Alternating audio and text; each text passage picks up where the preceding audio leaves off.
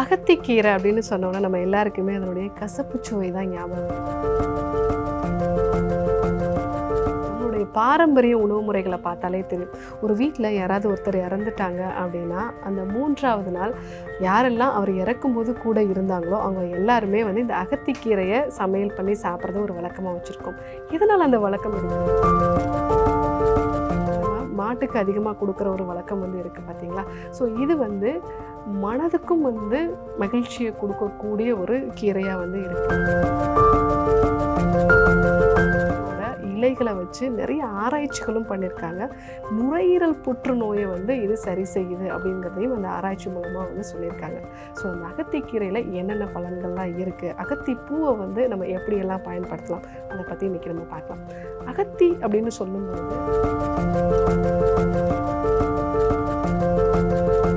அகத்திக்கீரை அப்படின்னு சொன்னோன்னா நம்ம எல்லாருக்குமே அதனுடைய கசப்பு சுவை தான் ஞாபகம் வரும். ஆனால் அந்த கசப்பு சுவை நம்மளுடைய உடம்புக்கு எவ்வளோ தேவை அப்படிங்கிறது நம்மளுடைய பாரம்பரிய உணவு முறைகளை பார்த்தாலே தெரியும்.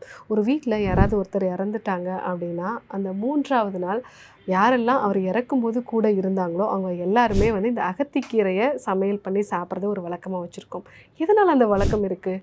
ஏன்னா ஒரு மனிதன் வந்து இறந்து போகும்பொழுது ஒருவேளை அவர் இன்ஃபெக்ஷனால் இறந்துருக்கலாம், இல்லை நார்மலான ஒரு இயற்கையான மரணமாக இருந்தாலும் கூட அவர் உடம்புல இருந்து கிருமிகள் வந்து வெளியேற ஆரம்பிக்கும். ஸோ அந்த சூழ்நிலையில் அவர் கூட யாரெல்லாம் வந்து இருந்தாங்களோ அந்த நபர்களோட உடம்புலையும் வந்து இந்த இன்ஃபெக்ஷன்ஸ் வராமல் தடுக்கிறதுக்காக தான் 3வது நாள் வந்து அகத்திக்கீரையை சமைச்சு சாப்பிட்றத ஒரு வழக்கமாகவே நம்ம வச்சுருந்துருக்கோம்.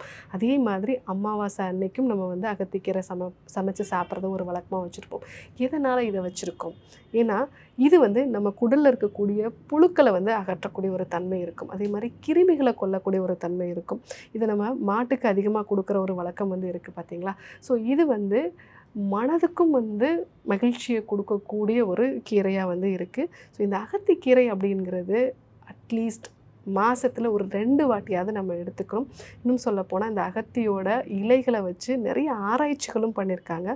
நுரையீரல் புற்றுநோயை வந்து இது சரி செய்யுது அப்படிங்கிறதையும் அந்த ஆராய்ச்சி மூலமாக வந்து சொல்லியிருக்காங்க. ஸோ அந்த அகத்திக்கீரையில் என்னென்ன பலன்கள்லாம் இருக்குது, அகத்தி பூவை வந்து நம்ம எப்படியெல்லாம் பயன்படுத்தலாம், அதை பற்றி இன்றைக்கி நம்ம பார்க்கலாம். அகத்தி அப்படின்னு சொல்லும் பொழுது அது மருந்து சாப்பிட்றவங்களாம் அகத்திக்கீரை, பாவக்காய் இதெல்லாம் சாப்பிடக்கூடாது அப்படின்னு சொல்லுவாங்க. அது உண்மை தான். ஏன்னா அகத்திக்கீரை வந்து ஒரு மருந்தோட தன்மையே வந்து குறைக்க ஆரம்பிக்கும். நான் அதை பற்றியான அந்த சித்தர் பாடல் என்ன சொல்லுன்னா, மருந்திடுதல் போகும் கான் வன்கிரந்தி வாயுவாம், திருந்த அசனம் செரிக்கும் சகத்திலெழு பித்தமது சாந்தியாகும் நாளும் அகத்தியிலை தின்னும் அவர்க்கு. மருந்திடுதல் போகும் கான். ஸோ ஒரு காலகட்டத்திலலாம் வந்து இன்னொருத்தருக்கு மருந்து மூலமாக வசியம் வைக்கிறது, இந்த மாதிரியான ஒரு சில விஷயங்கள்லாம் வந்து இருந்தது. அந்த மாதிரி நிலைகளில் உடலுக்கு ஒவ்வாத அந்த மருந்தை வந்து முறிக்கக்கூடிய தன்மை வந்து இந்த அகத்திக்கீரைக்கு உண்டு. ஸோ உடலுக்கு ஒவ்வாத அந்த மருந்தையும் வந்து இது முறிக்குது அப்படின்னா, அதே மாதிரி தான் நம்ம உடம்புல ரொம்ப நாளாக தங்கி இருக்கக்கூடிய நஞ்சுகளையும் இது அகற்றக்கூடிய ஒரு தன்மை இருக்கும். அந்த நஞ்சுகள்னு சொல்கிறது வந்து விஷம்னு சொல்ல மாட்டோம். ஒவ்வொரு நாளும் வளர்சிதை மாற்றத்தோட முடிவில் நம்மளோட உடம்புல உண்டாகக்கூடிய கழிவுகள், இந்த கழிவுகளை வெளியேற்றக்கூடிய தன்மை வந்து இந்த அகத்திக்கீரைக்கு உண்டு. அது மட்டும் இல்லாமல் நல்ல உணவை வந்து செரிக்க வைக்கும். அதே மாதிரி உடம்புல இருக்கக்கூடிய பித்தத்தையும் வந்து இது குறைக்கும். ஸோ இந்த மாதிரி பலன்கள் இருக்கிறதுனால மாதத்தில் ஒரு 2 தடவையாவது நம்ம அகத்திக்கீரையை சமையல் பண்ணி சாப்பிட்றது நல்லது. அதே மாதிரி இந்த அகத்திக்கீரையோட அந்த இலைச்சாரை வந்து காய்ச்சல் அதிகமாக இருக்கும்போது அந்த காய்ச்சல் அதிகமாகி அதனால் வரக்கூடிய வலிப்பு, ஃபெப்ரைல் ஃபிட்ஸ்ன்னு சொல்லுவோம். அதற்கு நம்மளுடைய முன்னோர்கள் வந்து மூக்கில் வந்து இந்த அகத்திக்கீரையோட சாரை வந்து 2 துளி விட்டு அதை வந்து ஒரு மருத்துவமாக பயன்படுத்தியிருக்காங்க. ஸோ நவீன ஆராய்ச்சி முறைகளும் வந்து இதை கன்ஃபார்ம் பண்ணியிருக்கு. காலேஜ் ஆஃப் ஃபார்மசி நாசிக் அங்கே வந்து இந்த அகத்திக்கீரையில் இருக்கக்கூடிய ஆன்டி கன்வலசன்ட் எஃபெக்டை வந்து பரிசோதனை பண்ணி பார்த்துருக்காங்க. கூடவே வந்து ஆன்சியோலைட்டிக் எஃபெக்டும் இதில் இருக்குது. ஆன்சியோலைட்டிக் அப்படின்னா என்னென்னா ஆன்சைட்டியை குறைக்கக்கூடியது, பதட்டமாகக்கூடிய தன்மையை வந்து இந்த அகத்திக்கீரை வந்து குறைக்குது அப்படிங்கிறதையும் அந்த ஆராய்ச்சி மூலமாக கண்டுபிடிச்சிருக்காங்க. ஸோ நம்மளுடைய முன்னோர்கள் பயன்படுத்திகிட்டு இருக்கிறத நவீன மருத்துவமும் வந்து அதை நிரூபிச்சிருக்கு. அதே மாதிரி இந்த அகத்தியோட பூக்கள், இந்த பூக்கள் வந்து பார்த்திங்க அப்படின்னா ஒரு முக்கியமான பயன்பாடு. இது என்னென்னா உடம்பில் இருக்கக்கூடிய அதிகப்படியான ஹீட்டை வந்து குறைக்கக்கூடியது. இன்னொரு முக்கியமான விஷயம், புகைப்பிடிக்கிறவங்களுக்கு அந்த புகைப்பிடிப்பதனால உடம்புல உண்டாகக்கூடிய நிக்கோட்டின் பதிவையும் வந்து இது குறைக்கிறது.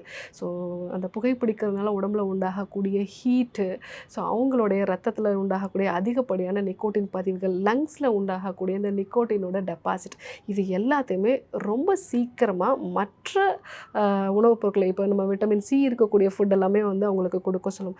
அதெல்லாம் விட 3 மடங்கு அதிகமாக இந்த லங்ஸில் இருக்கக்கூடிய இந்த கழிவுகளை வெளியேற்ற தன்மை வந்து இந்த அகத்தியோட பூக்களுக்கு உண்டு. அதே மாதிரி இந்த அகத்தியோட பூக்கள் வந்து நுரையீரலில் இருக்கக்கூடிய புற்றுநோயுமே வந்து சரி செய்யுது அப்படிங்கிறத வந்து department of biochemistry and molecular biology அப்படிங்கிற பாண்டிச்சேரியில் இருக்கக்கூடிய யூனிவர்சிட்டி அங்கே ஒரு பேப்பரை வந்து சப்மிட் பண்ணியிருக்காங்க. என்னென்னா இது வந்து லங் கேன்சரை அப்பாப்டோசிஸ் மெத்தடில் வந்து குறைக்குது. அப்பாப்டோசிஸ் என்னென்னா ப்ராக்ரெஸ்டு செல் டெத்துன்னு நம்ம சொல்லுவோம்.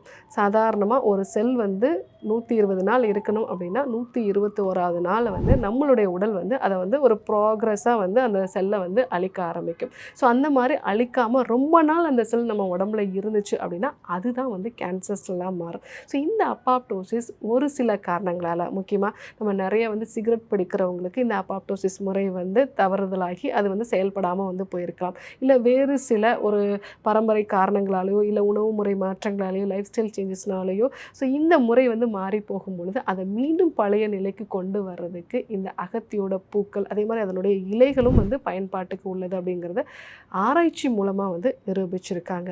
ஸோ இந்த அகத்தியில் நிறைய பலன்கள் வந்து இருக்குது. இன்னொரு சிம்பிளான ஒரு விஷயம் என்ன அப்படின்னா, இந்த அகத்தியோட இலைகளை வந்து நல்லா காய வச்சு பவுடர் பண்ணிவிட்டு அதை வந்து எருமையோட அந்த பால் வந்து எடுத்து அதை நல்லா காய்ச்சி அது கூட வந்து தயிர் விட்டு இந்த அகத்தியோட இலைகளையும் அது கூட சேர்த்து போட்டு அதை வந்து தயிராக்கி அதிலேருந்து நம்ம எடுக்கக்கூடிய பட்டர், ஸோ அந்த வெண்ணெயை வந்து நம்ம காலில் இருக்கக்கூடிய வெடிப்புகளுக்கு பூசிட்டு வந்தோம் அப்படின்னா உடம்புல இருக்கக்கூடிய பித்தமும் குறையும், அதே மாதிரி இந்த பித்த வெடிப்பும் வந்து குறைய ஆரம்பிக்கும். ஸோ இது வந்து நம்ம கலோக்கியில் நம்ம எல்லாருமே வந்து யூஸ் பண்ணக்கூடிய ஒரு விஷயம். ஸோ இதை நம்ம வந்து பயன்படுத்தலாம். ஸோ அகத்தியோட இந்த கீரையை வந்து நம்ம உணவாகவும் பயன்படுத்தலாம், மருந்தாகவும் பயன்படுத்தலாம். முக்கியமாக நம்மளுடைய அந்த புகைப்பிடிக்கக்கூடிய பழக்கத்தினால் வரக்கூடிய நிக்கோட்டின் பதிவுகளை வந்து சரி செய்யுது, லங் கேன்சர் வராமல் வந்து தடுக்குது. நம்மளுடைய முன்னோர்கள் வந்து எதனால் இது அமாவாசை அன்னைக்கும் அதே மாதிரி ஒரு இறந்த நபருக்கு அப்புறமாக ஒரு 3வது நாளும் சாப்பிட சொன்னாங்க அப்படின்னா மீதி இருக்கக்கூடிய நபர்கள் வந்து ஆரோக்கியமாக இருக்கணும். ஸோ ஒரு அமாவாசை விரதம் அப்படிங்கிறது ஒரு அப்பா இல்லாத ஒரு நிலையில் தான் வந்து அந்த வீட்டில் கடைப்பிடிப்பாங்க. ஸோ அதுக்கு அடுத்து இருக்கக்கூடிய நபர் வந்து ஆரோக்கியமாக இருக்கணும் அப்படிங்கிற ஒரு செயல்பாட்டுக்காக தான் வந்து இந்த அகத்திக்கீரையும் நம்ம உணவில் பயன்படுத்தணும். இன்னும் நிறைய பலன்கள் இருக்குது. ஆனால் முக்கியமான ஒரு விஷயம் என்ன அப்படின்னா, அகத்திக்கீரையை தொடர்ந்து சாப்பிடக்கூடாது. டெய்லி சாப்பிட்டோம் அப்படின்னா நமக்கு வயிற்று வலியும் கழிச்சலையும் வயிற்றுப்பகுதியில் ஒரு எப்போவுமே அசௌகரியத்தையும் வந்து கொடுக்கும். அதனால் மாதத்தில் 2 நாள் நம்ம சாப்பிடலாம். இல்லை அதிகமாக வயிற்றில் வந்து புழுக்கள் இருக்குது, இல்லை புகை பிடிக்கக்கூடிய வழக்கம் இருக்குது அப்படின்னா வாரத்தில் 1 நாள் வந்து நம்ம பயன்படுத்தலாம். ஸோ அகத்திக்கீரை அப்படின்னு நமக்கு சொல்லும் பொழுது அது அந்த தை மாசி அந்த காலகட்டத்தில் தான் அது வந்து பூவெடுக்கும். அப்போ வந்து அகத்திய நட்சத்திரம் தோன்றும் அப்படின்னு சொல்லுவாங்க. ஸோ அந்த அளவுக்கு இந்த அகத்திக்கீரை வந்து ரொம்ப ஒரு முக்கியமான ஒரு மூலிகை. அது நம்மளுடைய பாரம்பரியத்திலையும் இருக்குது, நம்மளுடைய உணவு முறைகள்லையும் இருக்குது, மருத்துவ முறைகள்லையுமே வந்து இருக்குது. ஸோ இந்த அரிய பலன்கள் இருக்கக்கூடிய இந்த அகத்திக்கீரையை மாதத்தில் 2 நாளாவது நம்ம பயன்படுத்தும் பொழுது நம்ம குடலில் இருக்கக்கூடிய புழுக்களை வந்து சரி செய்யலாம். ஸோ மனதிற்கும் இது வந்து மகிழ்ச்சியை கொடுக்கக்கூடிய, முக்கியமாக ஆன்சைட்டியை குறைக்கக்கூடிய ஆன்சியோலைட்டிக் எஃபெக்டும் இருக்குது. ஸோ வலிப்பு வரதையும் வந்து இது குறைக்குது. அது மட்டும் இல்லாமல் புகைப்பிடிப்பவர்களுக்கு இது ஒரு சிறந்த மருந்தாகவும் இருக்குது அப்படிங்கிறதையும் ஆராய்ச்சியாளர்களும் வந்து நிரூபிச்சிருக்காங்க. ஸோ எப்பெல்லாம் இந்த அகத்திக்கீரை கிடைக்குதோ நீங்கள் வந்து பயன்படுத்துங்க. ஸோ மாதத்தில் 1 நாள் 2 நாள் பயன்படுத்துங்க. அகத்தி பூக்களை நீங்கள் பச்சையாகவே சாப்பிட்லாம், இல்லைனா சூப் பண்ணி வந்து நீங்கள் சாப்பிட்லாம். ஸோ இந்த மாதிரி இந்த அகத்தி பூவையும் அதனுடைய இலைகளையும் எடுத்துக்கும் பொழுது நம்மளுடைய ஆரோக்கியம் வந்து மேம்படும். ஸ்ரீ வர்மா ஆயுர்வேதா சிறப்பு சிகிச்சைகள்: அல்சர், செரிமான கோளாறுகள், இரத்த சோகை, உயர் இரத்த அழுத்தம், அதீத கொழுப்பு, வெரிகோஸ் வெயின், உடற்பருமன், உடல் பலவீனம், தோல் நோய்கள், மூட்டு தேய்மானம், தண்டுவட பிரச்சினைகள், முடக்குவாதம், கீல்வாதம், பக்கவாதம், நோய் எதிர்ப்பு சக்தியை அதிகரிக்க, புற்றுநோய், மூலம் பௌத்திரம், மாதவிடாய் கோளாறுகள், குழந்தையின்மை, பாலின கோளாறுகள், சிறுநீரக கல், சிறுநீரக செயலிழப்பு, நீரிழிவு நோய், கொழுப்பு கல்லீரல், இதய நோய்கள், தைராய்டு, ஆஸ்துமா, ஒற்றை தலைவலி,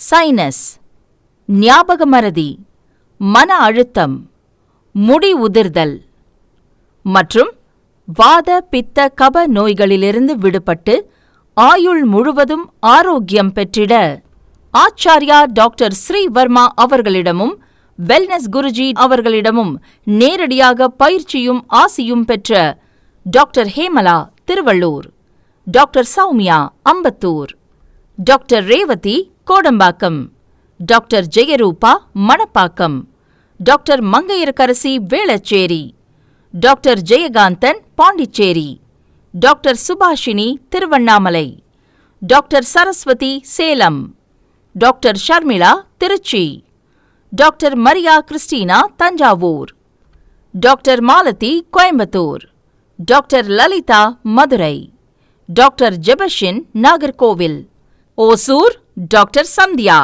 doctor Amrutha Bangalore, doctor Navneet Hyderabad, doctor Siddharth Mumbai. பட்டப்படிப்பு மற்றும் பட்ட மேற்படிப்பு முடித்த மருத்துவர்களை தமிழகம் முழுவதும் ஒவ்வொரு வாரமும் வெள்ளி, சனி, ஞாயிறு ஆகிய தினங்களில் சிறப்பு மருத்துவ முகாமில் சந்தித்து சிகிச்சை பெறலாம். ஆறறிவை மிஞ்சிய பேரறிவு. யாகமின்றி யோகம் தரும் யோகக்கலை.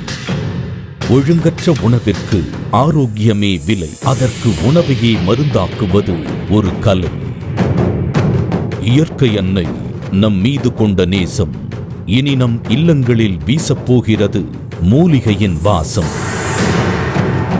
நமது ஆன்மாவை நாமே தரிசிப்பது பெரும் பேறு.